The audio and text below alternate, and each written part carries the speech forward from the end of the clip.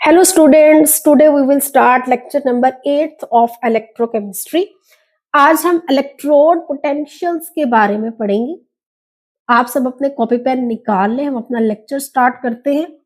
सबसे पहले हेडिंग लगाएंगे इलेक्ट्रोड पोटेंशियल्स की। प्रीवियस लेक्चर में हमने जो 1 मोल ऑफ इलेक्ट्रॉन्स है वो जो चार्ज कैरी करते हैं वो 96500 कूलम्स है। ये वैल्यू कहाँ से आती है? एक एक्सपेरिमेंट परफॉर्म होता है, एक्सपेरिमेंट के बाद हम उसकी कैलकुलेशंस करते हैं, वहां से ये वैल्यू आती है फैराडेज कांस्टेंट जिसको कहते हैं। हमने ये कैसे कैलकुलेट करते हैं और एक्सपेरिमेंट कैसे परफॉर्म करते हैं इसको देखा था।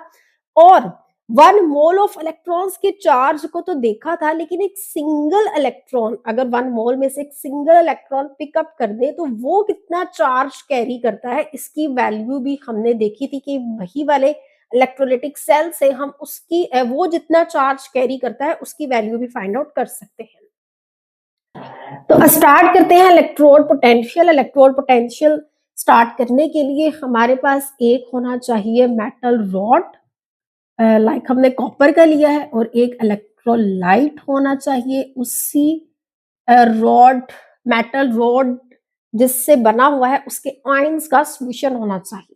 जैसे हम एक सिंपल इलेक्ट्रोलाइटिक सेल बिल्डअप करते हैं, हमारे पास यहाँ बीकर में इलेक्ट्रोलाइट सॉल्यूशन होता है और 2 इलेक्ट्रोड्स डिप होते हैं इन इलेक्ट्रोलाइट सॉल्यूशन। और ये हमने जो इलेक्ट्रोड्स लिए हैं ये कॉपर के हैं, ये जो इलेक्ट्रोड्स हैं ये कॉपर के बने हुए हैं और यहाँ पर कॉपर आयंस का सॉल्यूशन है, लाइक हमने कॉपर सल्फेट लिया है।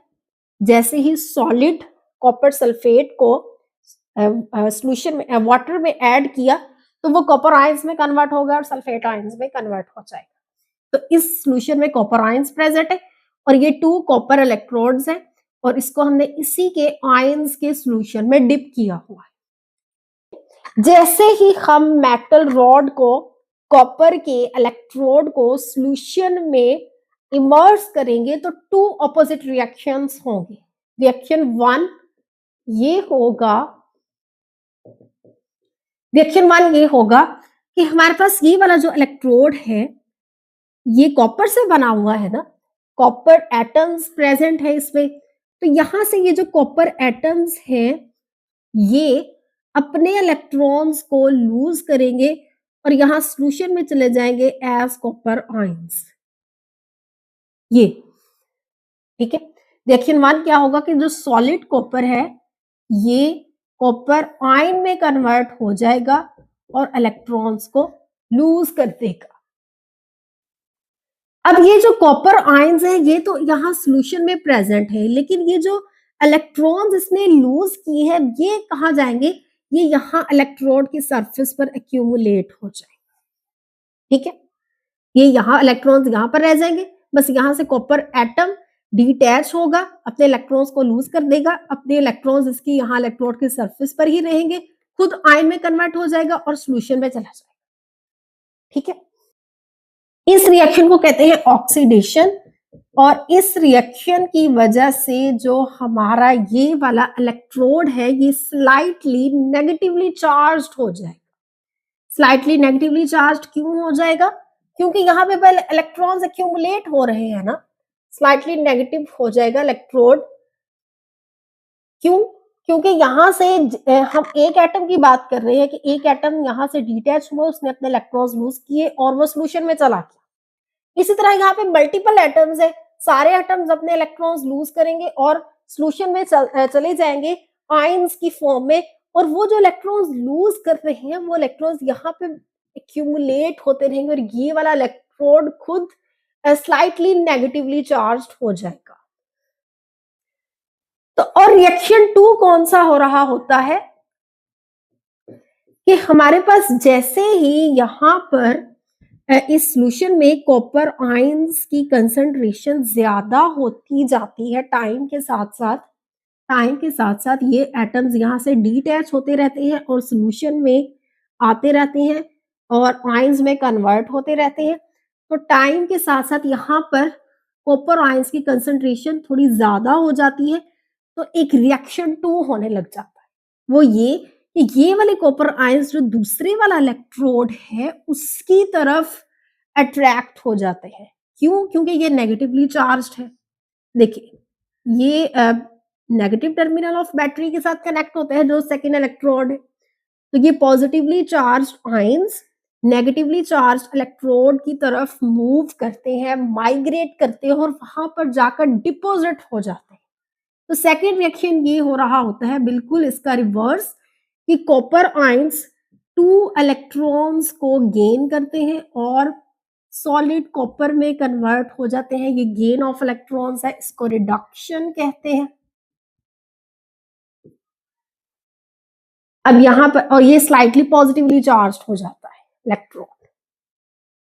अब आफ्टर सम टाइम क्या होता है कि रिडॉक्स इक्विलिब्रियम एस्टैब्लिश हो जाता है। रिडॉक्स इक्विलिब्रियम एस्टैब्लिश हो जाता है। वो किस तरह कि इनिशियली जैसे ही हमने इस इलेक्ट्रोड को सॉल्यूशन में डिप किया, जल्दी से वहां से जो कॉपर एटम्स थे फौरन डिटैच हुए, इलेक्ट्रॉन्स अपने लूज किए, सॉल्यूशन में चले गए। इनिशियली ये वाला जो रिएक्शन 1 है ये फास्ट था, लेकिन आफ्टर सम टाइम जो rate of copper solid copper है to convert into copper ions वो इक्वल हो जाएगा रेट ऑफ कॉपर आयंस जो कन्वर्ट हो रहे हैं solid copper at the second electron. After some time ये जो स्पीड है यहां से सॉलिड कॉपर एटम्स की आयंस में कन्वर्ट होने की और सेकेंड इलेक्ट्रोड पर आयंस की सॉलिड कॉपर में कन्वर्ट होने का जो स्पीड है, रेट मतलब स्पीड, वो इक्वल हो जाएगा और उस टाइम पर रिडॉक्स इक्विलिब्रियम एस्टैब्लिश हो जाएगा। हमारे पास जो सिस्टम है ये डायनामिक इक्विलिब्रियम स्टेट में आ जाएगा। तो आप सबके माइंड में क्वेश्चन आ रहा होगा कि ये जो रिएक्शन 1 है इसकी तो समझ में आती है कि यहाँ से जो सॉलिड कॉपर मेटल एटम्स हैं वो डिटैच होंगे और अपने इलेक्ट्रॉन्स लूज कर देंगे, खुद कॉपर आयंस में कन्वर्ट हो जाएंगे, ठीक है। लेकिन यहाँ से जो कॉपर आयंस हैं ये जो इलेक्ट्रॉन्स गेन कर रहे हैं ये कहाँ से इलेक्ट्रॉन्स गेन करेंगे? जो सेकेंड रिएक्शन है इसकी इतनी कंसेप्ट क्लियर नहीं हो रहा, क्योंकि हमने कहा था कि मैंने आपको पहले भी बताया था कि इलेक्ट्रोलाइट सॉल्यूशन में कभी भी इलेक्ट्रॉन्स प्रेजेंट नहीं होते। यहाँ पर जो करंट होगा वो due to movement of ions होगा। इलेक्ट्रॉन्स कभी भी सॉल्यूशन में प्रेजेंट नहीं होते, इलेक्ट्रॉन्स जस्ट इन वायर्स में और इन इलेक्ट्रोड के सरफेसेस में प्रेजेंट होते हैं। तो फिर ये वाले कॉपर आयंस कहाँ से इलेक्ट्रॉन्स गेन करेंगे और सॉलिड कॉपर में कन्वर्ट होंगे, यहाँ पर सॉलिड कॉपर डिपॉजिट हो जाएगा, तो कहां से इलेक्ट्रॉन्स गेन करेंगे? ये भी हम फिनोमिना नेक्स्ट अभी डिस्कस करने वाले हैं। सबसे पहले हम ये देखते हैं कि इस रिएक्शन की बात करते हैं कि जैसे यहाँ से सॉलिड कॉपर कॉपर आयन में कन्वर्ट हो जाएगा, यहाँ पर जो इलेक्ट्रॉन्स है वो अक्यूमुलेट होना शुरू हो जाएंगे। रिएक्शन वन क्या कॉज करता है कि इलेक्ट्रोड की सरफेस पर जो इलेक्ट्रॉन्स हैं वो एक्यूमुलेट हो जाते हैं। इलेक्ट्रॉन्स जैसे एक्यूमुलेट हो जाते हैं ये वाला इलेक्ट्रोड स्लाइटली नेगेटिवली चार्ज्ड हो जाता है और इसी स्लाइटली नेगेटिवली चार्ज होने की वजह से इस इलेक्ट्रोड में एक वोल्टेज डेवलप हो जाता है। उसी वोल्टेज को हम इलेक्ट्रोड पोटेंशियल कहते हैं।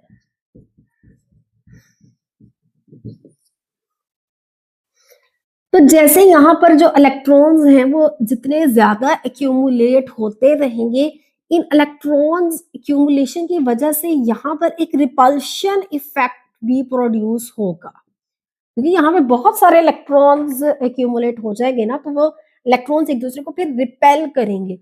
तो यहाँ पर इस रिपल्शन की वजह से इस इलेक्ट्रोड की एनर्जी इस इलेक्ट्रोड से डिफरेंस हो जाएगी, यहाँ पर एक एनर्जी डिफरेंस डेवलप हो जाएगा, ठीक है। इसी एनर्जी डिफरेंस को between one electrode and another electrode हम इलेक्ट्रोड पोटेंशियल का नाम देते हैं, ठीक है। अभी हम नेक्स्ट और इसकी एक्सप्लेनेशन देखते हैं, आपको अच्छे से समझ आ जाएगी।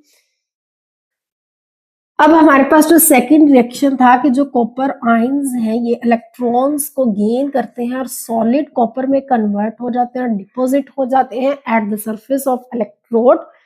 तो अब हमने इस रिएक्शन को थोड़ा सा इसका इनर केमिस्ट्री देखनी है कि ये इलेक्ट्रॉन्स कैसे गेन करता है। तो देखिए, जैसे ही हमारे पास ये इलेक्ट्रोलाइट सॉल्यूशन है, हम एक इलेक्ट्रोड को डिप करते हैं even without an external field. जैसे ही हम एक मेटल रोड को सॉल्यूशन में डिप करते हैं तो वहां पर पोटेंशियल क्रिएट हो जाता है even without an external field. क्यों?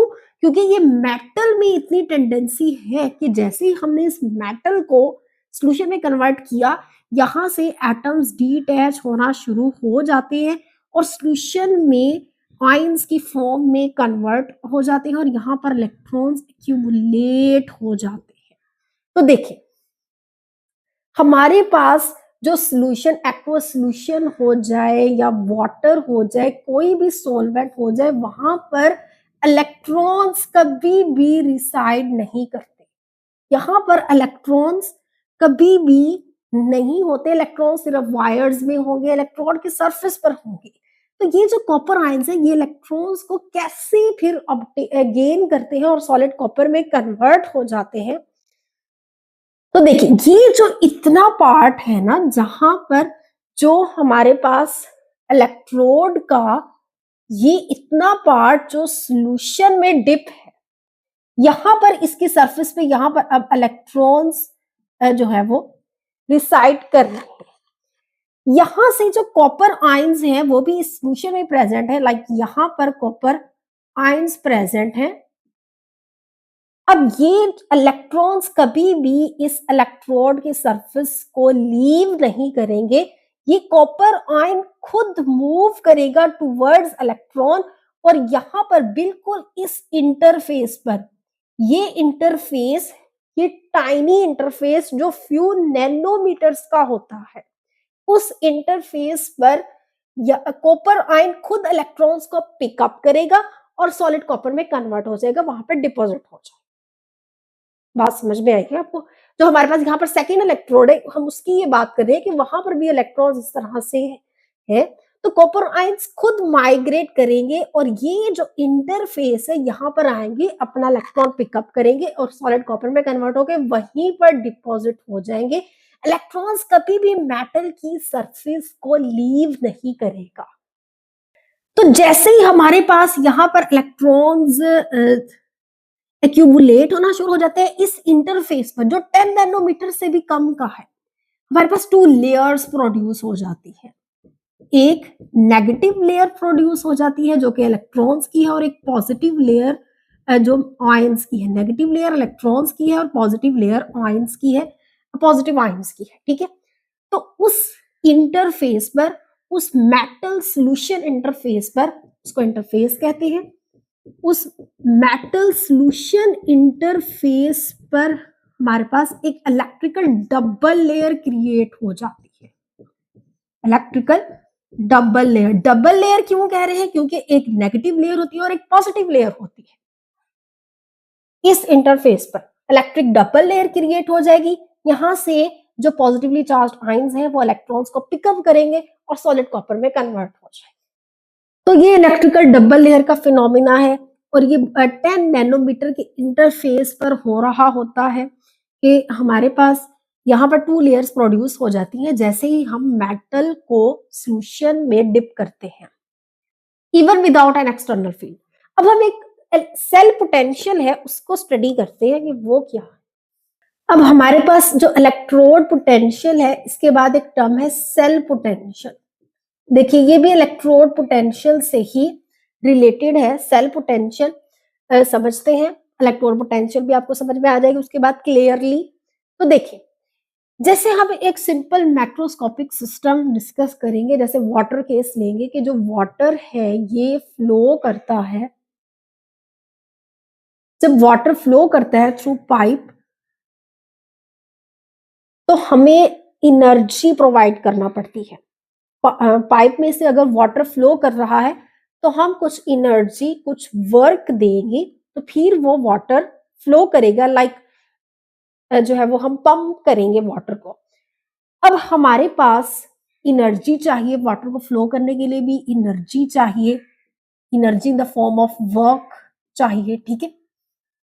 इसी तरह जो हमारे पास इलेक्ट्रोलिटिक सेल है, वहां पर जो इलेक्ट्रोड्स हैं और जो वायर्स हैं, वहां से जो इलेक्ट्रॉन्स मूव करते हैं, ये रहे जो इलेक्ट्रॉन्स वायर्स में से मूव करते हैं, इलेक्ट्रोड में से मूव करते हैं, मूव करके फिर सॉल्यूशन में आयंस के साथ जो कंबाइन हो जाते हैं। ये जो मूवमेंट ऑफ इलेक्ट्रॉन्स है थ्रू वायर्स एंड इलेक्ट्रोड, इसके लिए भी वर्क चाहिए, एनर्जी चाहिए। वो एनर्जी हम इन द फॉर्म ऑफ ये जो बैटरी है वो प्रोवाइड करते हैं, लेकिन electrical energy is in the form of work provide करते हैं, ठीक है। अब जैसे अगर हम एक थोड़ा स्पॉन्टेनियस रिएक्शन डिस्कस करें, तो हमारे पास जो वाटर है वो हायर प्रेशर से लोअर प्रेशर की तरफ मूव करता है।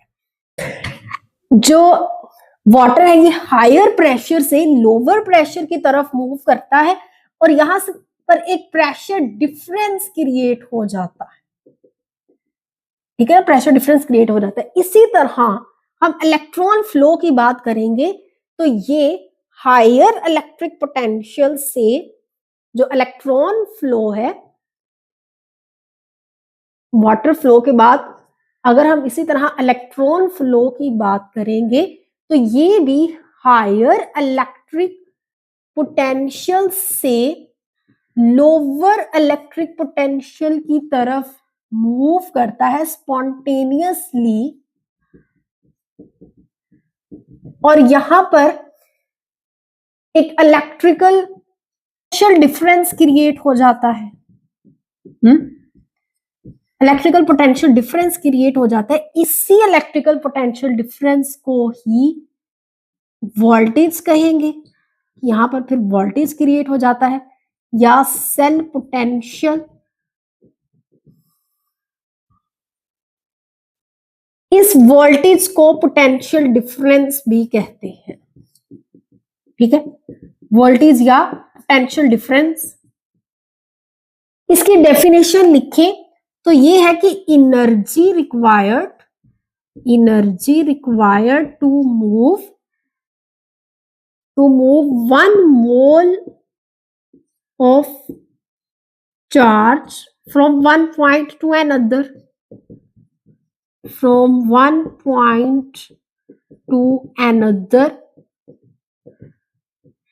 तो इसका जो फॉर्मूला है वो energy required, energy in the form of work, तो Q क्रॉस V, और वोल्टेज है V is equal to W over Q, and joules per coulombs इसके यूनिट्स आ जाएंगे, ठीक है। ये है हमारे पास वोल्टेज या जो पोटेंशियल डिफरेंस क्रिएट हो जाता है at the surface of electrodes. Simple है, भी आपको थोड़ा कॉम्प्लिकेट लग रहा होगा। देखिए कि हमारे पास जो 1 मोल ऑफ चार्ज है, उसे अगर हमने from one point two another move करवाना है, तो उसके लिए जो एनर्जी रिक्वायर्ड है उसी को पोटेंशियल डिफरेंस कहते हैं। टू इलेक्ट्रोड्स के दरमियान जो पोटेंशियल का डिफरेंस क्रिएट हो जाता है, उसी को ही हम वोल्टेज या जो इलेक्ट्रोड का पोटेंशियल है वो कहते हैं, ठीक है। अब यहां पर हम अपने इलेक्ट्रोलिटिक सेल में जो वोल्टेज है, पोटेंशियल डिफरेंस है, उसको E से रिप्रेजेंट करते हैं, ठीक है। तो अब ये जो W is equal to Q cross V है, अब यहां पर अगर हम इलेक्ट्रिक वर्क लिखें, electric work W is equal to, अब यहां पर Q, अगर हम 1 मोल ऑफ इलेक्ट्रॉन्स का चार्ज ले रहे हैं, तो वो हमें पता है कि जो 1 मोल ऑफ इलेक्ट्रॉन्स का जो चार्ज है वो फैराडेज कांस्टेंट के इक्वल है, 96500 कूलम्स के इक्वल है। तो यहाँ पर हम जो चार्ज ले रहे हैं वो 1 मोल ऑफ इलेक्ट्रॉन्स का ले रहे हैं, यानी वो फैराडेज कांस्टेंट ले रहे हैं, और जो V वोल्टेज है, हम जो वोल्टेज पोटेंशियल डिफरेंस है, ये हम इलेक्ट्रोड्स का पोटेंशियल डिफरेंस ले रहे हैं, और इलेक्ट्रोड के पोटेंशियल डिफरेंस को E से रिप्रेजेंट करते हैं। तो हमारे पास ये फॉर्मूला आ जाता है, और साथ में नेगेटिव का साइन आएगा। अब इस नेगेटिव के साइन को हम थोड़ा सा समझते हैं कि क्या है। तो हमारे पास जो इलेक्ट्रिक वर्क का फॉर्मूला आता है वो आता है W is equal to FE, और नेगेटिव का साइन क्यों आएगा? देखिए, जो हमारे पास इलेक्ट्रोलिटिक सेल है, इलेक्ट्रोलिटिक सेल में हमने जो इलेक्ट्रिकल एनर्जी है इसको केमिकल एनर्जी में कन्वर्ट करना है। अब इलेक्ट्रिकल एनर्जी हम खुद प्रोवाइड करेंगे बैटरी से, तो अब जब हम खुद एनर्जी प्रोवाइड कर रही हैं तो हमारे पास जो सेल है ये एनर्जी को कंज्यूम कर रहा है। इस सेल को ऑपरेट करने के लिए एनर्जी चाहिए, तो यहाँ पर जो हम एक्सटर्नली इलेक्ट्रिकल एनर्जी प्रोवाइड कर रहे हैं वो सेल यूज कर रहा है और सेल से वर्क हो रहा है। Work is done on sale, work is done on sale, क्योंकि अब सेल हमारे पास एक सिस्टम है, ठीक है, सिस्टम और सराउंडिंग के लिहाज से हम देख रहे हैं, तो वर्क सिस्टम पर हो रहा है। तो जब सिस्टम पर वर्क होता है तो उसके लिए हमारे पास पॉजिटिव वर्क चाहिए होता है। पॉजिटिव वर्क, तो इलेक्ट्रोलिटिक सेल के लिए जो फॉर्मूला होगा वो ये होगा, नेगेटिव का साइन नहीं आएगा क्योंकि यहाँ पर पॉजिटिव इलेक्ट्रिकल एनर्जी यूज हो रही है। जितनी हम एनर्जी प्रोवाइड कर रहे हैं वो सेल कंज्यूम कर रहा है, सेल रिक्वायर्ड है एनर्जी, इसलिए work is done on sale. लेकिन जब हम गल्वानिक सेल की बात करते हैं तो गल्वानिक सेल में जो केमिकल एनर्जी है ये इलेक्ट्रिकल एनर्जी में कन्वर्ट हो रही होती है। हम एक्सटर्नली एनर्जी प्रोवाइड नहीं करते बल्कि हमें आउटपुट में एनर्जी या वर्क, इलेक्ट्रिकल वर्क मिल रहा होता है। तो इस केस में W is equal to minus F E आ जाएगा, क्योंकि यहाँ पर जो वर्क हो रहा है work is done on surrounding हो रहा है, ना कि सिस्टम पर। और इलेक्ट्रोलिटिक केस में वर्क सिस्टम पर हो रहा है, लेकिन गल्वानिक सेल में वर्क सराउंडिंग पर हो रहा है। सराउंडिंग पर हो रहा है, हमें प्रोवाइड हो रहा है वर्क, इसलिए माइनस एन एफ ई आ जाएगा। लेकिन वहां पे एनर्जी एब्जॉर्ब हो रही है तो इसलिए पॉजिटिव का साइन आ जाएगा, पॉजिटिव इलेक्ट्रिकल एनर्जी आ जाएगी। यहां तक जो है वो वोल्टेज के बारे में देखा। वोल्टेज जिसे पोटेंशियल डिफरेंस भी कहते हैं, पोटेंशियल डिफरेंस को देखा, और हमने जो है वो इलेक्ट्रोड पोटेंशियल को देखा कि इलेक्ट्रोड पोटेंशियल किस तरह से डेवलप होता है। इलेक्ट्रोड पोटेंशियल के अलावा सेल पोटेंशियल देखा, ठीक है। अब एक और टर्म है वो है EMF, इलेक्ट्रोमोटिव फोर्स। ये भी वोल्टेज ही है, पोटेंशियल डिफरेंस ही है, लेकिन ये जो EMF है ये maximum possible voltage of cell है, maximum possible voltage of cell when no current flows, when no current flows।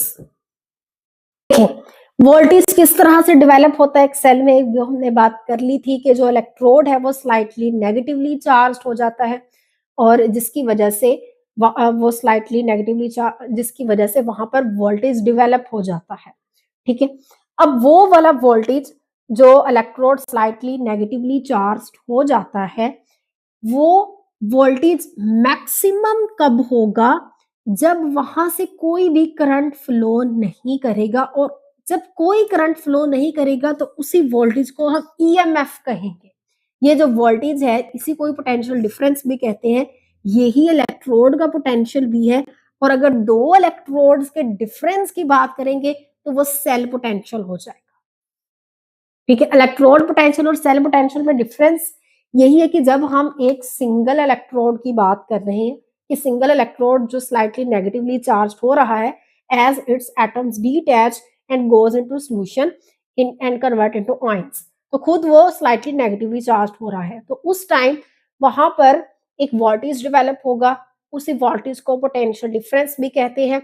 अब पोटेंशियल डिफरेंस की जो टर्म है वो यहाँ पर जो डिफरेंस आ रहा है वो मेटल और सॉल्यूशन का डिफरेंस है, ठीक है ना। ये जो मेटल सरफेस है और ये जो सॉल्यूशन है इसके डिफरेंस को हम पोटेंशियल डिफरेंस कह रहे हैं। और यहाँ पर वोल्टेज डेवलप हो रहा है उसको पोटेंशियल डिफरेंस कह रहे हैं, और उसी को ही इलेक्ट्रोड पोटेंशियल भी कह रहे हैं। लेकिन जो सेल पोटेंशियल है वो ये है कि अगर हमारे पास 2 इलेक्ट्रोड्स आ जाए, क्योंकि सेल 2 इलेक्ट्रोड्स से मिलकर बनता है। अब दोनों इलेक्ट्रोड्स के इलेक्ट्रिकल पोटेंशियल का जो डिफरेंस होगा वो सेल पोटेंशियल होगा। लेकिन इन सब टर्म्स के बाद ये जो ईएमएफ है वो है कि maximum possible voltage when no current flows, कि इस इलेक्ट्रोड का जो मैक्सिमम वोल्टेज होगा उसको ईएमएफ कहेंगे। अब इस टर्म को आपने देखना है कि व्हेन नो करंट फ्लोज, के करंट जब फ्लो होगा तो फिर एक तो इलेक्ट्रॉन्स मूव करेंगे इन वायर्स में, ठीक जाहिर है जब इलेक्ट्रॉन्स वायर्स में से मूव करते हैं तो इलेक्ट्रिक करंट प्रोड्यूस होता है, और आयंस मूव करेंगे इन सॉल्यूशन में तो फिर भी करंट प्रोड्यूस हो जाएगा। तो हमने ईएमएफ उस टाइम मेजरमेंट करनी है ईएमएफ की जब इलेक्ट्रॉन्स किसी वायर में से इलेक्ट्रोड में से फ्लो ना कर रहे हो और आयंस भी सॉल्यूशन में मूव ना कर रहे हो। हमें ये सपोज्ड हो कि यहाँ पर रिएक्शन स्टॉप हो गया है, वो डायनामिक इक्विलिब्रियम स्टेट होगी, लेकिन एक्चुअली रिएक्शन हो रहा होता है, लेकिन उनके रेट्स इक्वल हो जाते हैं। तो उस टाइम का जो वोल्टेज होगा वो ईएमएफ होगा। लेकिन जैसे करंट फ्लो करना स्टार्ट कर देगा तो करंट फ्लो करने की वजह से हमारे पास जो एनर्जी हम प्रोवाइड कर रहे हैं वो यूज्ड अप हो जाएगी by the cell, ions move करने में, इलेक्ट्रॉन्स मूव करने में, तो एनर्जी अब वेस्ट हो जाएगी। Energy is used up inside the cell. Energy is used up inside cell। अब एनर्जी यूज्ड अप हो जाएगी और फिर उस टाइम जो हम वोल्टेज मेजर करेंगे वो लेस देन होगा देन ट्रू सेल एनर्जी, क्योंकि अब उसका वोल्टेज ड्रॉप हो जाएगा। इसी को वोल्टेज ड्रॉप भी कहते हैं, ठीक है, इसको वोल्टेज ड्रॉप कहते हैं। लेकिन ईएमएफ वोल्टेज ड्रॉप से पहले होगा और इसका फॉर्मूला डब्ल्यू मैक्स के मैक्सिमम वर्क होगा माइनस एन एफ ई, ठीक है। एन हम रिप्रेजेंट कर देते हैं, एन सिंपली मोल्स को रिप्रेजेंट करता है, मोल्स ऑफ इलेक्ट्रॉन्स जो ट्रांसफर्ड हुए हैं। तो ये बात थी इन ईएमएफ, इन voltage potential difference, electrode potential, cell potential से थोड़ी डिफरेंट किस तरह से है कि ये हमने उस टाइम मेजरमेंट करनी है जब करंट फ्लो नहीं हो रहा होगा, क्योंकि अगर करंट फ्लो होगा थ्रू द सेल तो फिर एक तो इलेक्ट्रॉन्स मूव करेंगे थ्रू वायर्स, दूसरा आयंस मूव करेंगे इन इलेक्ट्रोलाइट सॉल्यूशन और एनर्जी यूज्ड अप हो जाएगी बाय द सेल कुछ इंटरनल रेजिस्टेंस को ओवरकम करने के लिए, कुछ आयंस कोलिजन्स, यहाँ पर जो आयंस कोलाइड करेंगे उन वहां पर एनर्जी यूज हो जाएगी। तो फिर इस सब प्रोसेस के बाद जो हम वोल्टेज मेजर करेंगे वो लेस देन होगा देन ट्रू सेल एनर्जी के, उसी को वोल्टेज ड्रॉप कहेंगे। और वो जो मेजर्ड वोल्टेज होगा वो हमारा सिंपल वोल्टेज इलेक्ट्रोड पोटेंशियल होगा, उसे हम ईएमएफ नहीं कहेंगे। ईएमएफ के लिए कंडीशन है कि कोई करंट फ्लो नहीं होना चाहिए। अब हम इससे रिलेटेड एक छोटा सा न्यूमेरिकल है, ये जो फॉर्मूला हमने देखा है W max is equal to N F E, इससे रिलेटेड हम एक फॉर्मूला, इससे रिलेटेड हम एक न्यूमेरिकल करते हैं। तो अब हम एक जो ईएमएफ हमने देखा इसका एक छोटा सा डिफरेंस और एक जो टर्मिनल वोल्टेज है जिसे हम इलेक्ट्रोड पोटेंशियल कहते हैं, जो पोटेंशियल डिफरेंस है उसको छोटा सा डिफरेंस देखते हैं कि जो ईएमएफ है ये मैक्सिमम वोल्टेज ऑफ सेल है when no current flows, when no current flows, ठीक है। लेकिन जो टर्मिनल वोल्टेज है ये एक्चुअल वोल्टेज है, एक्चुअल वोल्टेज मेजर्ड है व्हेन करंट फ्लोज, क्योंकि एक्चुअली तो करंट फ्लो करता है ना सेल में से, when current flows through cell, तो ये हमारे पास एक आइडियल वोल्टेज है और जो टर्मिनल वोल्टेज है ये प्रैक्टिकल वोल्टेज है।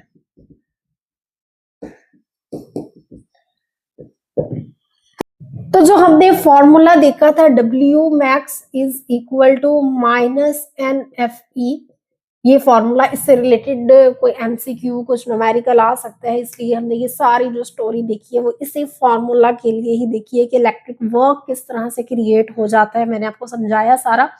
अब इस फॉर्मूला से रिलेटेड एक न्यूमेरिकल आप कर ले, प्रैक्टिस कर ले, ताकि आपकी ये प्रैक्टिस हो जाए। इससे रिलेटेड जैसा भी अब न्यूमेरिकल आता आप सॉल्व कर सकते हैं। तो देखिए क्वेश्चन है कि what is maximum electrical work that can be obtained. ये हमने W max फाइंड आउट करना है फ्रॉम 6.54 ग्राम्स ऑफ जिंक। तो मास ऑफ जिंक गिवन है कि 6.54 grams that reacts in a Daniell cell whose cell potential is 1.10 volt। देखिए अब ये जो डेनियल सेल है ना, ये गैल्वानिक सेल है, ठीक है। अब गैल्वानिक सेल में हमें बाहर से कोई भी एनर्जी प्रोवाइड नहीं करना होती, बल्कि जो रिएक्टेंट्स हैं वो खुद ही आपस में रिएक्ट करके इनफ एनर्जी प्रोवाइड कर देते हैं कि वो रिएक्शन भी हो जाता है और वापस हमें भी एनर्जी मिल जाती है। तो एक गैल्वानिक सेल के केस में work is done on the surrounding, इसलिए नेगेटिव साइन आ जाता है। जब work is done on surrounding तो नेगेटिव साइन आएगा, जब work is done on system तो फिर पॉजिटिव साइन आएगा। तो इलेक्ट्रोलाइटिक सेल के केस में पॉजिटिव साइन आता है, ये हम ऑलरेडी डिस्कस कर चुके हैं। तो अब यहाँ पर हमारे पास W max हमने फाइंड आउट करना है, तो F की वैल्यू है हमारे पास 96500 और ये जो E है ये सेल पोटेंशियल है, ये भी उसने वैल्यू दी हुई है कि 1.10 वोल्ट्स, ठीक है। वोल्ट्स जो यूनिट है वो पोटेंशियल का यूनिट है, वोल्टेज। तो अब हमारे पास जो इक्वेशन है जिंक की, अब जिंक के पास टेंडेंसी है कि उसने इलेक्ट्रॉन्स को लूज करना है। अब ये वाला जो क्वेश्चन है ये भी हम नेक्स्ट आने वाला जो वीडियो लेक्चर है उसमें हम इसको डिटेल से देखेंगे कि जिंक जो है हमारे पास जो पीरियड है वहां पर पीरियड में लाई करता है, जो ट्रांजिशन मेटल्स है 4th पीरियड में लाई करता है और यहाँ पर बिल्कुल at the right of the period है, लेकिन इसके बावजूद इसके पास टेंडेंसी है टू लूज इलेक्ट्रॉन्स। यहाँ पर जितने भी जो एलिमेंट्स हैं ये लीस्ट रिएक्टिव होते हैं। लीस्ट रिएक्टिव का मतलब है कि उनके पास टेंडेंसी है टू गेन इलेक्ट्रॉन्स, लेकिन इसके बावजूद जिंक इलेक्ट्रॉन्स को लूज कर रहा है। तो ये वाला जो क्वेश्चन है इसका आंसर भी हम जो नेक्स्ट वीडियो लेक्चर है उसमें देखेंगे। तो यहाँ पर अभी हम सिर्फ आप ये समझने के लिए न्यूमेरिकल के लिए देख लो कि जिंक ने 2 इलेक्ट्रॉन लूज करने हैं डेनियल सेल में, ठीक है। अब इस इक्वेशन के अकॉर्डिंग हमारे पास जो 1 मोल ऑफ जिंक है वो अगर प्रोड्यूस होता है at the surface of anode तो 2 मोल्स ऑफ इलेक्ट्रॉन्स रिलीज होंगे। हमने ये n फाइंड आउट करना है ना, तो ये वाला जो फॉर्मूला है ये भी इलेक्ट्रॉन्स के लिए ही सिर्फ एप्लीकेबल है। जैसे हमने कहा था कि ये वाला जो फॉर्मूला है Q is equal to N/F, ये भी जस्ट फॉर इलेक्ट्रॉन्स है, इसी तरह ये वाला भी जस्ट फॉर इलेक्ट्रॉन्स ही है। तो यहाँ पर जो मोल्स है वो मोल्स ऑफ इलेक्ट्रॉन्स को रिप्रेजेंट कर रहा है। तो हमारे पास जो आइडियल केस है एक्चुअली इक्वेशन के अकॉर्डिंग अगर 1 मोल ऑफ जिंक प्रोड्यूस हो रहा है at the surface of electrode तो 2 मोल्स ऑफ इलेक्ट्रॉन्स चाहिए, लेकिन हमारे पास गिवन कंडीशंस के according 1 mole of zinc produce नहीं हो रहा, 6.54 ग्राम्स प्रोड्यूस हो रहा है। तो पहले तो इस ग्राम्स को मोल्स में कन्वर्ट कर लो, तो we know that moles is equal to mass over molar mass. तो मास गिवन है 6.54 और जो मोलर मास है जिंक का वो 65.4 है। तो जब इसको आप डिवाइड करेंगे तो आंसर आएगा 0.1 मोल ऑफ जिंक। इतने मोल्स ऑफ जिंक है जो एक्चुअली प्रोड्यूस हो रहे हैं, 1 मोल प्रोड्यूस नहीं हो रहा। तो 1 मोल ऑफ जिंक के लिए 2 मोल्स ऑफ इलेक्ट्रॉन्स चाहिए, लेकिन अगर 0.1 मोल ऑफ जिंक हो तो फिर 2 cross 0.1 mole of electrons required है। जब इसको हम मल्टीप्लाई करेंगे ये आ जाएगा 0.200 मोल्स ऑफ इलेक्ट्रॉन्स। इतने मोल्स ऑफ इलेक्ट्रॉन्स जो है वो रिलीज होंगे एक्चुअली इन गिवन कंडीशंस। हमारे पास जो W max है वो इस इक्वल टू आ जाएगा और 0.2 and Faraday's constant 96500 and electrode potential की वैल्यू इसमें दी हुई है सेल पोटेंशियल की। जब इसको मल्टीप्लाई करेंगे आंसर आएगा, अब जॉन्स, वर्क का यूनिट जॉन्स है। देखिए अब इलेक्ट्रोकेमिस्ट्री में हमने ये देखना होता है कि हाउ स्ट्रोंगली, एक तो ये देखना होता है कि how strongly a substance loose electrons. तो जब इलेक्ट्रॉन्स लूज हो जाएंगे तो वो ऑक्सीडाइज्ड स्पीशी हो जाएगी, ऑक्सीडाइज्ड स्पीशी, और इसको हम रिडक्शन कहेंगे। एंड सेकेंड हमने इलेक्ट्रोकेमिस्ट्री में ये देखना होता है कि how strongly a substance gain electrons, electrons को गेन करेगी तो वो रिड्यूस्ड स्पीशी हो जाएगी। और यहाँ पर सॉरी ऑक्सीडेशन का फिनोमिना है, और सेकंड पर रिडक्शन का।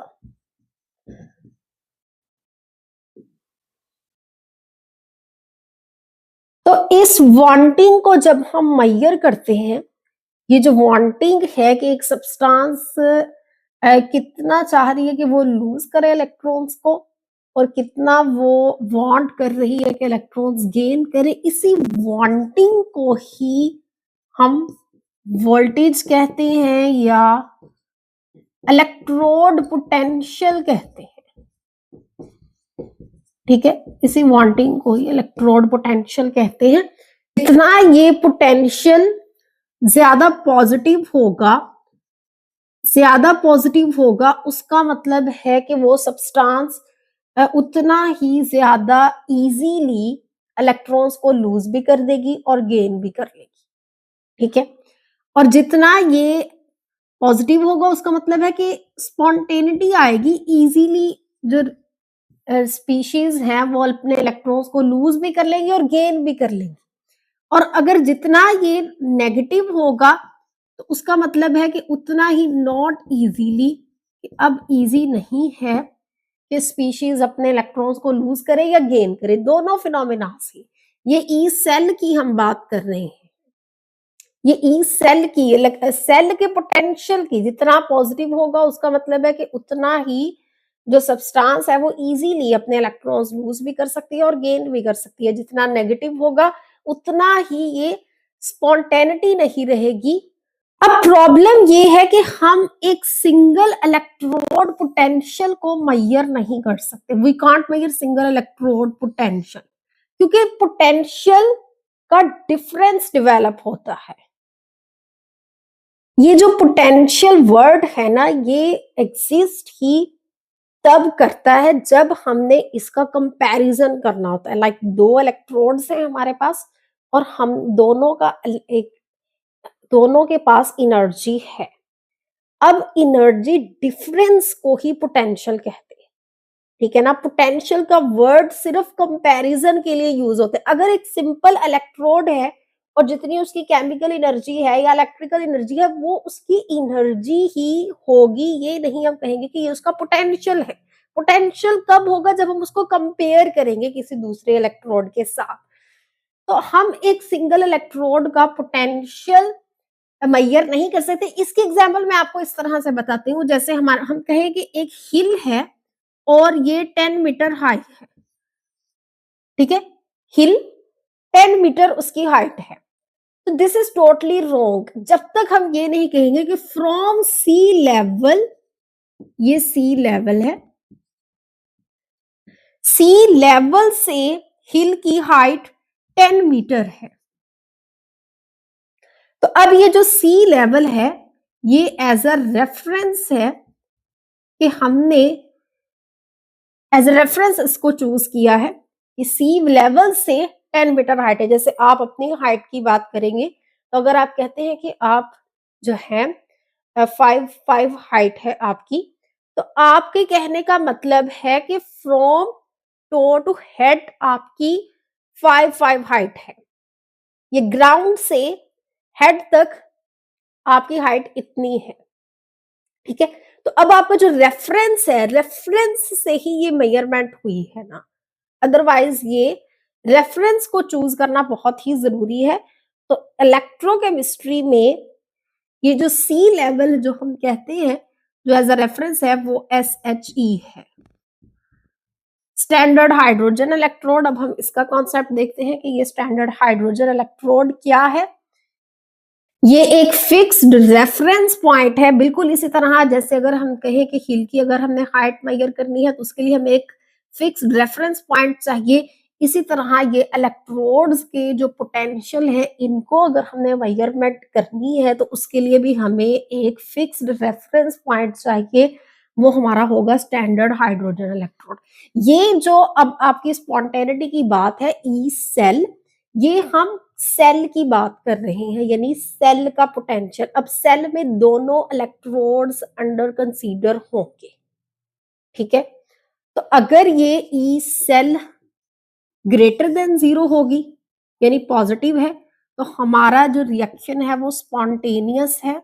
स्पॉन्टेनियस का मतलब है कि जो स्पीशीज उस पर इन्वॉल्व है, एक इलेक्ट्रोड पर ऑक्सीडेशन हो रही है, दूसरे इलेक्ट्रोड पर रिडक्शन हो रही है, तो स्पॉन्टेनियस का मतलब है कि वो इजीली हो जाएगी, खुद ब खुद हो जाएगी, ऑटोमेटिकली हो जाएगी, हमें कोई एक्सटर्नल फोर्स या पावर नहीं प्रोवाइड करनी पड़ेगी।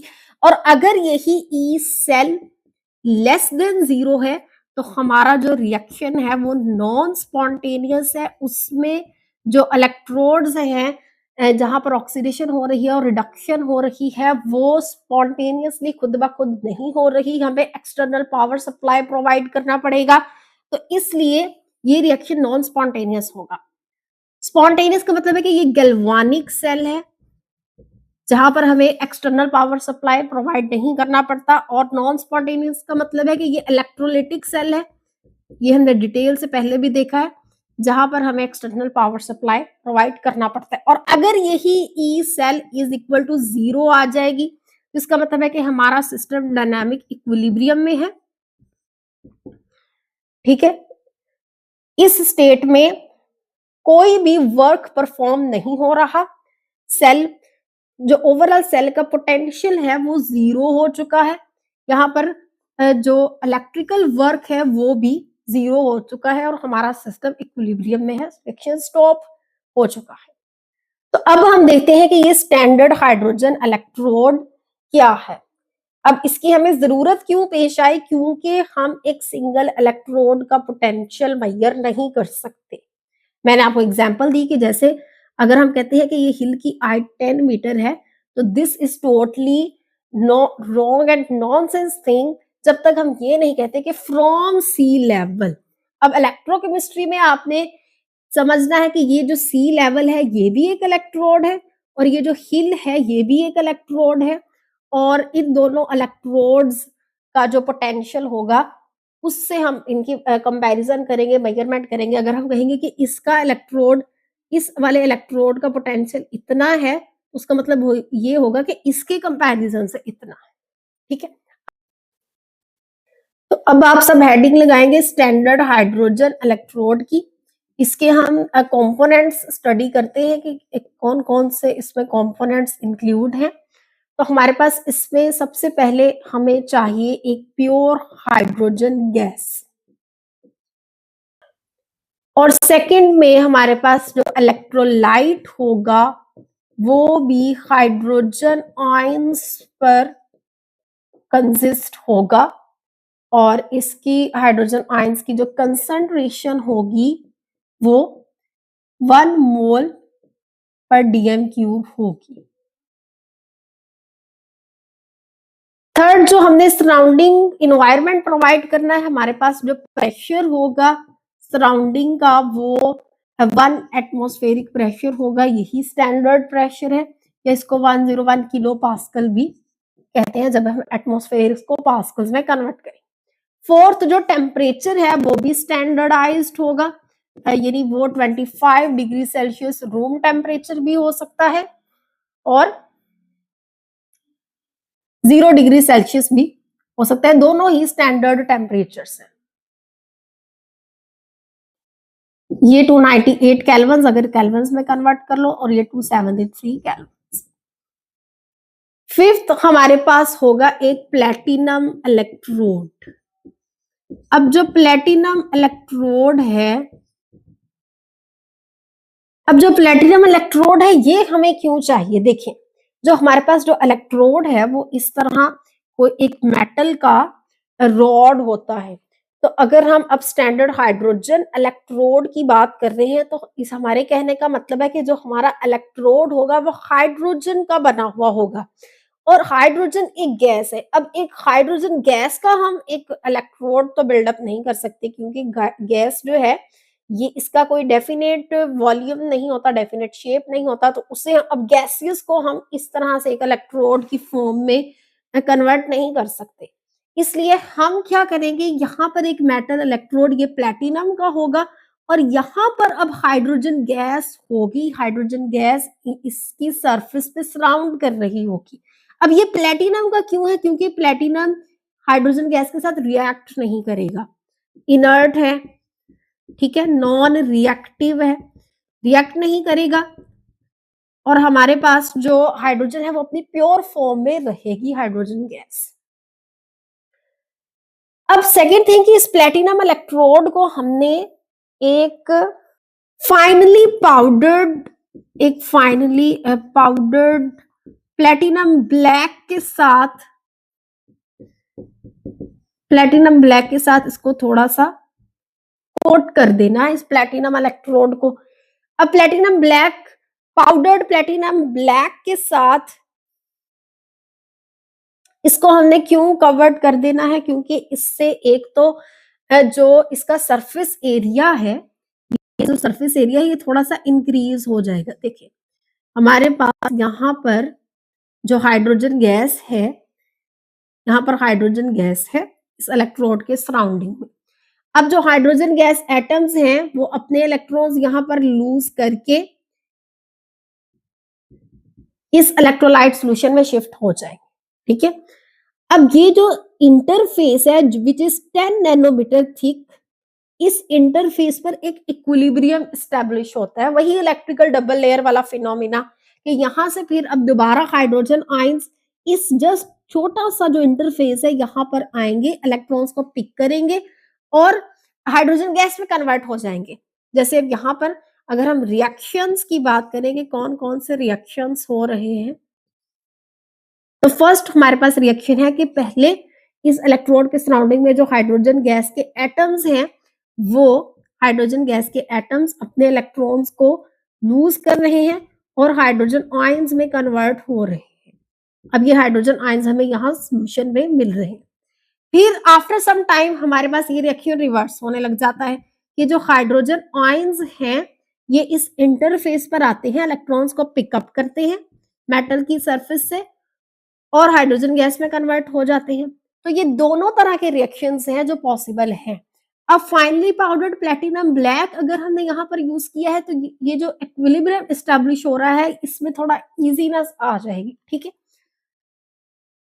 तो ये दोनों तरह के रिएक्शन, रिडक्शन का फिनोमिना भी हो सकता है और ऑक्सीडेशन का फिनोमिना भी हाइड्रोजन के साथ पॉसिबल है। अब ये जो हाइड्रोजन इलेक्ट्रोड है ये बिल्कुल हमने इसको कंपैरिजन किया है सी लेवल के साथ, तो इसका जो इलेक्ट्रोड पोटेंशियल है ये 0 है। 0 वोल्ट होने का मतलब ये बिल्कुल भी नहीं है कि यहाँ पे कोई रिएक्शन नहीं हो रहा या यहाँ पर कोई इलेक्ट्रॉन्स का फ्लो नहीं है या यहाँ पर आयंस कोलाइड नहीं कर रहे। ये सब कुछ यहाँ पर हो रहा है, पूरा फिनोमिना यहाँ पर हो रहा है। बस इस 0 पोटेंशियल प्रोवाइड करने का मतलब ये है कि इस हाइड्रोजन के केस में ये वाले दोनों रिएक्शंस इक्वल स्पीड के साथ होते हैं, ठीक है। ये वाला रिएक्शन जो रेट ऑफ, अब यहां पर लिखें कि जो rate of hydrogen gas to hydrogen ion formation है वो इक्वल होता है rate of hydrogen ions to back to hydrogen gas. अब जब ये रेट इक्वल है तो इन दोनों रिएक्शंस में से कोई रिएक्शन भी ज्यादा फेवर्ड नहीं होगा। फेवर्ड होने का मतलब है कि कोई रिएक्शन ज्यादा स्पीड से या ज्यादा क्वांटिटी में नहीं हो रहा, दोनों इक्वल है। तो दोनों इक्वल होने की वजह से हम इसका जो वोल्टेज है वो 0 ही रखेंगे। अगर कोई एक रिएक्शन ज्यादा फेवर्ड होता, ज्यादा फिजिबल होता, तो हम उसका इलेक्ट्रोड पोटेंशियल कह देते कि भाई अगर रिडक्शन वाला है तो वो रिडक्शन के साथ उसका लिख देते, और अगर ऑक्सीडेशन वाला तो ऑक्सीडेशन के साथ लिख देते। लेकिन इसका दोनों रिएक्शंस इक्वल स्पीड के साथ हो रहे हैं, इसलिए इसका जो इलेक्ट्रोड पोटेंशियल है वो 0 है। तो यहां तक हमने इलेक्ट्रोड पोटेंशियल देखा और स्टैंडर्ड हाइड्रोजन इलेक्ट्रोड देखा और cell potential in the form of electrical work देखा। हमारे पास जो सेल पोटेंशियल ई सेल है, इसकी भी कंडीशंस मैंने आपको बताई कि अगर ये ग्रेटर देन 0 है तो फिर रिएक्शन स्पॉन्टेनियस है, स्पॉन्टेनियस रिएक्शन है और गैल्वानिक सेल है, और अगर ये लेस देन 0 है तो फिर नॉन स्पॉन्टेनियस कंडीशंस है, नॉन स्पॉन्टेनियस रिएक्शन है। तो cell potential and electrode potential, ये वाली जो टर्म्स है ये तो हमने देख ली है कि क्या होता है, और एक SHE भी देखा है। अब सेल पोटेंशियल और इलेक्ट्रोड पोटेंशियल के बाद एक और टर्म होती है standard cell potential, standard cell potential, ठीक है, और एक होता है स्टैंडर्ड इलेक्ट्रोड पोटेंशियल। अब ये दोनों जो स्टैंडर्ड के साथ है ना टर्म्स, इसको अब आपको देखना है कि ये क्या है। तो देखो,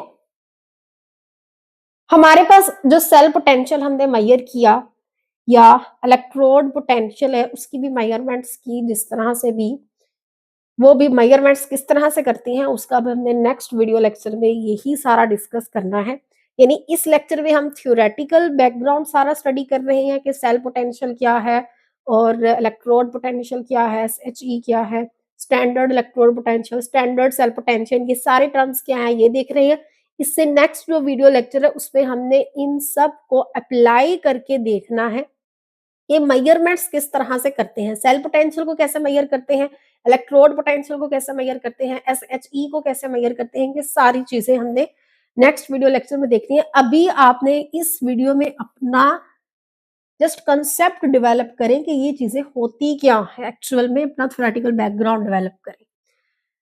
तो इलेक्ट्रोड पोटेंशियल और सेल पोटेंशियल तो हमने देखा कि ये क्या है, लेकिन अब ये स्टैंडर्ड साथ आ गया है, तो इसका मतलब है कि अगर हम सेल पोटेंशियल या इलेक्ट्रोड पोटेंशियल मेजर कर रहे हैं अंडर स्टैंडर्ड कंडीशंस में, स्टैंडर्ड स्टेट्स में अगर मेजरमेंट कर रहे हैं तो वो स्टैंडर्ड इलेक्ट्रोड पोटेंशियल हो जाएगा और स्टैंडर्ड सेल पोटेंशियल हो जाएगा।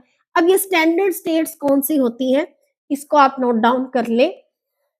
स्टैंडर्ड स्टेट में जो प्रेशर है ये होता है 1 एटमॉस्फेरिक प्रेशर, या इसको 101 किलो पास्कल भी कहते हैं, और जो टेम्परेचर है ये होता है 25 डिग्री सेल्सियस या 298 केल्विन, और 0 डिग्री सेल्सियस भी होता है, लेकिन यहाँ पर जो है वो हम 25 डिग्री सेल्सियस ही यूज करेंगे। और थर्ड नंबर पे जो हम इलेक्ट्रोलाइट की कंसंट्रेशन लेते हैं वो कंसंट्रेशन होनी चाहिए 1 मोलर, ठीक है, 1 मोलर होनी चाहिए। एंड फोर्थ पे हमारे पास जो इलेक्ट्रोड्स हैं, सॉलिड इलेक्ट्रोड्स जो हम यूज करते हैं मेटल के, वो प्योर मेटल के होने चाहिए, कोई इम्प्योरिटी इसमें इंक्लूड नहीं होनी चाहिए। फिफ्थ कंडीशन की नो करंट फ्लोइंग, कि हमने ये स्टैंडर्ड वाले जो सेल पोटेंशियल है और इलेक्ट्रोड पोटेंशियल है ये उस टाइम मेजर करने हैं जब करंट फ्लो नहीं कर रहा होगा, क्योंकि अगर करंट फ्लो करेगा सेल में से तो हमारे पास जो एनर्जी है वो यूज्ड अप हो जाएगी बाय द सेल, और हमारा जो मेजर्ड वोल्टेज होगा वो कम आएगा as compared to that actual voltage of cell. तो ये स्टैंडर्ड सेल पोटेंशियल या स्टैंडर्ड इलेक्ट्रोड पोटेंशियल होगा। अब जैसे ई, ये जो ई सिंपल ई है ये इलेक्ट्रोड पोटेंशियल को रिप्रेजेंट करता है, ठीक है। लेकिन अगर हम ये इलेक्ट्रोड पोटेंशियल को रिप्रेजेंट करता है, लेकिन अगर हम ई नॉट लिख देंगे तो ये जो ऊपर नॉट का साइन है स्मॉल ओ, ये स्टैंडर्ड इलेक्ट्रोड पोटेंशियल को रिप्रेजेंट करता है।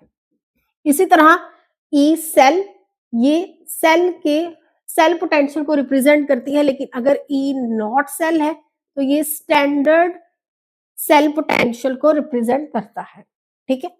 अब जो स्टैंडर्ड इलेक्ट्रोड पोटेंशियल है, स्टैंडर्ड इलेक्ट्रोड पोटेंशियल, इसको थोड़ा सा हम एक्सटेंड करते हैं, इसको ई नॉट से रिप्रेजेंट करते हैं कि हमारे पास जो रिएक्शंस होते हैं वो ऑक्सीडेशन रिएक्शन भी है, रिडक्शन रिएक्शन भी है। जो एनोड है उसके ऊपर ऑक्सीडेशन होती है, ये आपको पता है, और जो कैथोड है उसके ऊपर रिडक्शन होती है। तो हम एक रिडॉक्स रिएक्शन को, रिडॉक्स रिएक्शन जिसमें ऑक्सीडेशन भी हो रही है, रिडक्शन भी हो रही है, इसको हम स्प्लिट कर सकते हैं इनटू टू हाफ रिएक्शंस में। स्प्लिट करेंगे इनटू टू हाफ रिएक्शंस आ जाएंगे फिर, ठीक है। उसमें से एक एनोड वाला रिएक्शन होगा और कैथोड वाला रिएक्शन होगा। अब जो एनोड पर रिएक्शन हो रहा है वो ऑक्सीडेशन का हो रहा है, और उस ऑक्सीडेशन की वजह से वहां पर जो पोटेंशियल डेवलप हो रहा है, वोल्टेज डेवलप हो रहा है, उसको हम कहेंगे standard oxidation potential, standard oxidation potential. इसी तरह कैथोड की सरफेस पर जो रिएक्शन हो रहा है वो रिडक्शन का हो रहा है, उस रिडक्शन की वजह से वहां इलेक्ट्रोड पर जो वोल्टेज डेवलप हो रहा है उसको हम कहेंगे स्टैंडर्ड रिडक्शन पोटेंशियल। अब स्टैंडर्ड का वर्ड क्यों यूज किया है, क्योंकि यहाँ पर जो हम वोल्टेज को मेजर करेंगे वो अंडर स्टैंडर्ड स्टेट्स आएगा, ठीक है।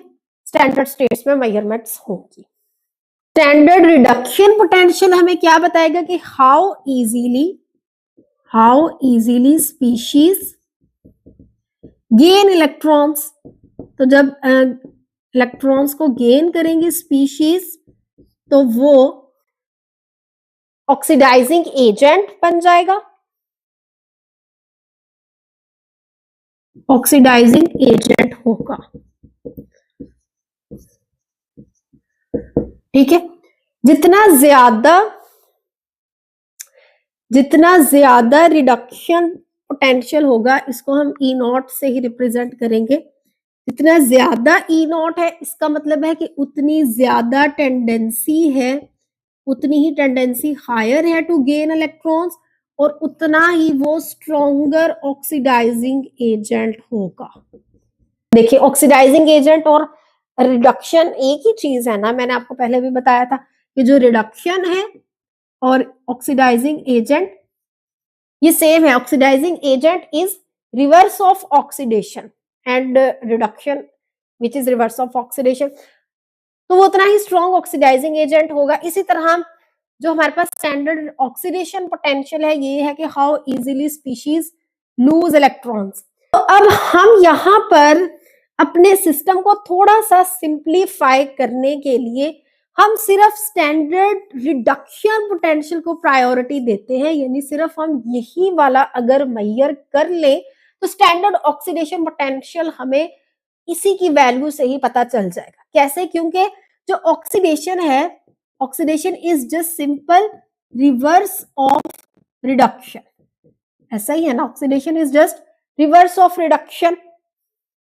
तो फिर जो स्टैंडर्ड ऑक्सीडेशन पोटेंशियल होगा वो इज इक्वल टू आ जाएगा माइनस स्टैंडर्ड रिडक्शन पोटेंशियल के, ठीक है ना। हमने जो हमारे पास मेटल इलेक्ट्रोड्स हैं हमने उनका सिर्फ रिडक्शन पोटेंशियल मेजर कर लेना है। रिडक्शन पोटेंशियल की वैल्यू को ही जब हम माइनस करेंगे, साइन रिवर्स करेंगे, तो वो उसका ऑक्सीडेशन पोटेंशियल हो जाएगा, ठीक है। ये जो ऑक्सीडाइजिंग एजेंट की बात है इसकी भी आपको समझ में आई है कि जो रिडक्शन और ऑक्सीडाइजिंग एजेंट ये सेम ही चीज है। Reduction is also gain of electrons and oxidising agent is also gain of electrons. और ऑक्सीडेशन और रिड्यूसिंग एजेंट ये सेम थिंग्स होती है, ये हमने ऑलरेडी डिस्कस की हुई है। तो जितना ज्यादा रिडक्शन पोटेंशियल होगा उसका मतलब है कि उतनी ही ज्यादा टेंडेंसी उसके पास इलेक्ट्रॉन्स को गेन करने की। अब ज्यादा रिडक्शन पोटेंशियल का मतलब है कि जितना ज्यादा पॉजिटिव ई नॉट होगा, जितना ज्यादा पॉजिटिव ई नॉट होगा उतना ही, यानी जितनी ज्यादा पॉजिटिव वैल्यू होगी पोटेंशियल की, उतना ही उसके पास टेंडेंसी है कि वो इलेक्ट्रॉन्स को गेन करेगा। और जितनी वैल्यू नेगेटिव में आती जाएगी, नेगेटिव ई नॉट होगी, तो वो रिप्रेजेंट कर रहा है कि वो ऑक्सीडेशन पोटेंशियल की बात हो रही है। ठीक है। अब एक इंपॉर्टेंट बात वो ये है कि ये जो इलेक्ट्रोड पोटेंशियल्स हैं, ये इलेक्ट्रोड पोटेंशियल ये इंटेंसिव प्रॉपर्टी है। इज इंटेंसिव, इंटेंसिव का मतलब है कि ये अमाउंट पे, क्वांटिटी पे डिपेंड नहीं करती। देखिए इसकी एग्जांपल मैं आपको देती हूँ, डिपेंड नहीं करती। जैसे हम इसकी एग्जांपल सिंपल है लेते हैं कि कॉपर का अगर हम केस लेते हैं तो कॉपर 2 इलेक्ट्रॉन्स को गेन करता है और कॉपर सॉलिड में कन्वर्ट हो जाता है। इसका जो इलेक्ट्रोड पोटेंशियल है वो प्लस 0.34 है। अब ये प्लस 0.34 कहाँ से आया है? ये हमने वोल्ट मीटर से इसको मेजर किया है। ठीक है ना। जब हम एक सेल डेवलप करते हैं तो सेल में वोल्ट मीटर भी अटैच करते हैं। वो वोल्ट मीटर बस रीडिंग्स को मेजर करता है। तो जब हमने ये वाला रिएक्शन करवाया तो वोल्ट मीटर ने इसकी रीडिंग दी हमें कि ये प्लस 0.34 वैल्यू आती है। अब अगर हम इसकी अमाउंट डबल कर दें, लाइक अगर 2 कॉपर आयंस आ जाते हैं तो फिर 4 इलेक्ट्रॉन्स गेन करेंगे और यहाँ पर 2 कॉपर सॉलिड कन्वर्ट हो जाएगा। तो यहाँ पर जो इलेक्ट्रोड पोटेंशियल है वो अभी भी प्लस 0.34 ही है, इसकी वैल्यू चेंज नहीं होगी क्योंकि जो इलेक्ट्रोड पोटेंशियल है ये इंटेंसिव प्रॉपर्टी है। इंटेंसिव प्रॉपर्टीज वो होती हैं जो क्वांटिटी पे या अमाउंट पे डिपेंड नहीं करती। इलेक्ट्रोड पोटेंशियल दोनों केसेस में सेम ही रहेगा। तो यहाँ तक जो हमने कंसेप्ट देखे हैं उनमें जो मेन कंसेप्ट है वो ये है कि अगर जो ई सेल है, यानी कि जो सेल का पोटेंशियल है, ये अगर ग्रेटर देन 0 होगा तो हमारे पास रिएक्शन स्पॉन्टेनियस होगा, और अगर ई सेल लेस देन 0 होगा तो रिएक्शन हमारे पास नॉन स्पॉन्टेनियस होगा, और अगर ई सेल 0 होगा तो डायनामिक इक्विलिब्रियम स्टेट होगी। ठीक है। अब जो रिएक्शन स्पॉन्टेनियस है ये गैल्वेनिक सेल या वोल्टिक सेल है, और इसका भी एक लेक्चर बनेगा गैल्वेनिक सेल का, वो नेक्स्ट वीडियो लेक्चर्स में देखेंगे। और जो नॉन स्पॉन्टेनियस है ये इलेक्ट्रोलिटिक सेल है। ठीक है। और ये जो E cell dynamic equilibrium state है।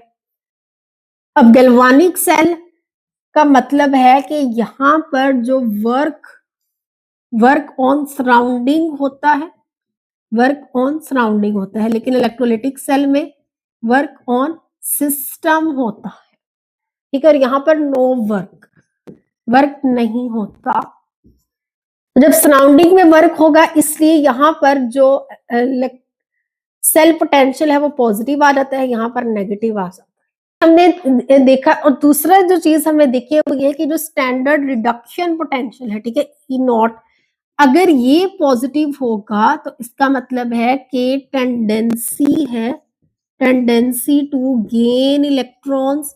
अब यहाँ पे इलेक्ट्रॉन्स गेन हो गए और रिडक्शन होगी, और अगर यही ई नॉट नेगेटिव है तो इसका मतलब है कि टेंडेंसी टू लूज इलेक्ट्रॉन्स, वहां पर ऑक्सीडेशन होगी। हमारे पास ये स्टैंडर्ड रिडक्शन पोटेंशियल का एक पूरा टेबल होता है।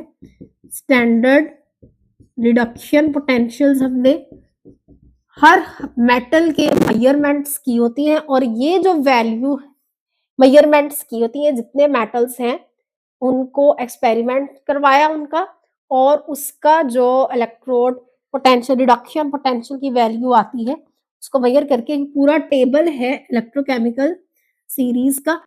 इस टेबल में हमने सारी वैल्यूज लिखी हुई होती हैं। इसको स्टैंडर्ड रिडक्शन पोटेंशियल, और ये वोल्ट मीटर से, देखिए वो वोल्ट मीटर हम कनेक्ट करते हैं सेल के साथ और वो हमें वैल्यू बताता है। ठीक है, हर मेटल की, कॉपर की, हर मेटल की वैल्यू वोल्ट मीटर से बताता है। तो ये वाले जो चीजें हैं इसको आपने याद रखना है। नेक्स्ट वीडियो लेक्चर में हमने मेजरमेंट्स करनी है, इलेक्ट्रोड पोटेंशियल्स की, सेल पोटेंशियल्स की, एसएचई के साथ भी डिटर्मिनेशंस करनी है। तो नेक्स्ट वीडियो भी जल्दी अपलोड होती है, तब तक के लिए आप पढ़ते रहें। All the very best. अस्सलाम वालेकुम।